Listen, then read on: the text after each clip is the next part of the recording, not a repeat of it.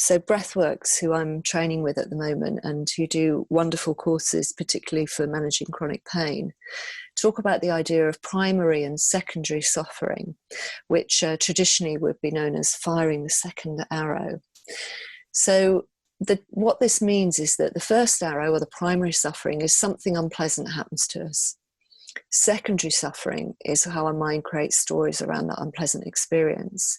So when I had cancer, what was obviously really very difficult to manage was my fears around the cancer, where my mind would run away with, but how am I going to be, you know, there's only an 80% chance of cure for this kind of cancer, and that's 2 people out of every 10, and there's 10 people in this room, and which one am I going to be? And all of these concerns about the future and how I'd be left after the treatment. And it was really, when I looked at it, the idea of this is for me to see that most of my suffering was caused by my mind running off, telling stories. Is it true? Are you sure? No. I wasn't sure. I wasn't sure what was going to happen. And that was so helpful to have. That's when I wrote that postcard originally, was at that point, so that whenever I found myself worrying about the future, that little question, are you sure? And more often than not, I could smile and say, well, no, I'm not sure. I'm not sure how it's going to be. And so it's very much true that we create so much of our own suffering. I'll give you another little example of, remember back at school when we were told, oh, it's school assembly on Friday, and we each got to say one line. And some of the people in the class would be thinking, oh, amazing, this is my chance to shine. Other people weren't really bothered one way or another, felt quite neutral about it.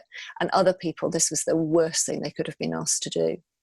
So that one thing that happened, the first thing, that first arrow was, you have to say a line in the school play. And then all of the secondary suffering is because of the way that we interpret something which in itself is fairly neutral.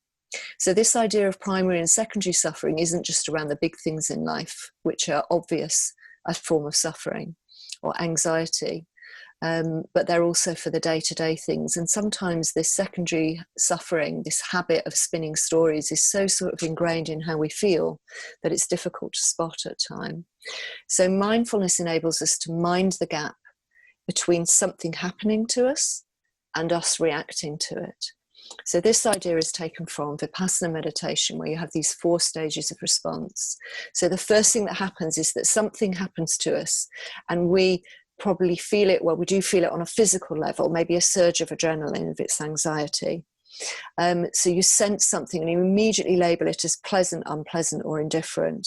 So it would be something like, well, now I'm feeling anxiety, but I don't want to feel the anxiety. Why do I feel like this? What's wrong with me? So that gives a feeling to this potentially short-lived feeling of anxiety, which if I don't spin the story, is just this very quick flash of anxiety. But if I have started to spin my story and my mind has adopted the feeling, I can develop it very quickly into a mood or an emotional state. So I go from feeling a flash of anxiety to being anxious.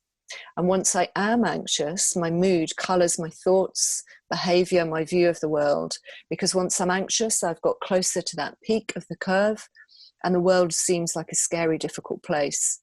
And other things that happen on top of it make me more anxious, because my baseline is now anxious, anxiety, which is becoming overwhelming. So that idea of that first physical rush becoming an emotion that if I can step back from and see more clearly, means that I can start to free myself from the energy of mindless habits. So this little drawing is a reminder of a very ancient Buddhist story, like all of these great faiths. There are some wonderful stories within them. And this is there were 2 men walking towards a village, and galloping towards them on this wonderful looking horse was this rich man. And as he galloped past them, they shouted, "Where are you going?" And he looked back and shouted, "I've no idea, ask the horse."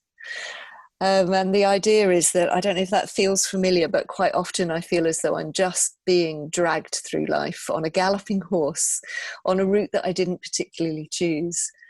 And what mindfulness enables me to do is to just take a breath, is to slow down the horse of my mind because it gallops off in all these different directions, and just to calmly look at it and say, do you know what, why don't we just rest here?